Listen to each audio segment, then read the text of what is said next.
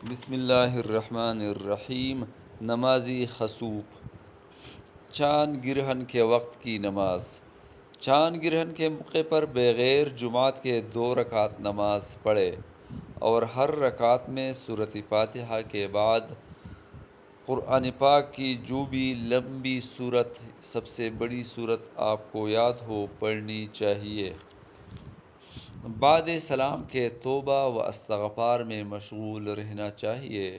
خوف الہی دل میں پیدا کرے کہ اللہ پاک نے اپنے حکم سے چاند کا نور ایک پل میں چھین کر کیسے اسے بے رونق کر دیا، اسی طرح وہ کسی بھی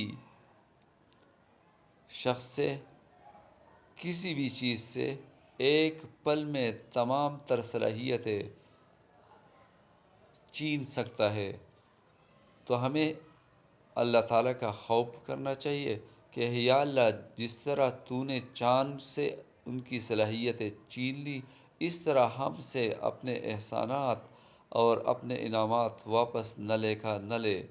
اور ہمیں رو دو کر اللہ کے حضور دعا کرنی چاہیے کہ یا اللہ، ہم پر مزید انعامات و احسانات کر اور ہمیں ان احسانات اور انعامات سے محروم نہ کر جو آپ نے ہمیں دیے ہیں۔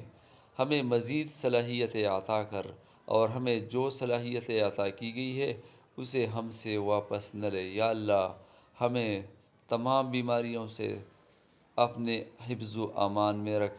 بے شک پروردگار عالم ہر چیز پر قادر ہے۔ ہم اللہ تعالیٰ سے دعا گو ہیں کہ یا اللہ، ہمیں نفسیاتی، روحانی اور جسمانی بیماریوں سے اپنے حفظ و امان میں رکھ اور ہمیں اس سے نجات عطا کر۔ آمین ثم آمین۔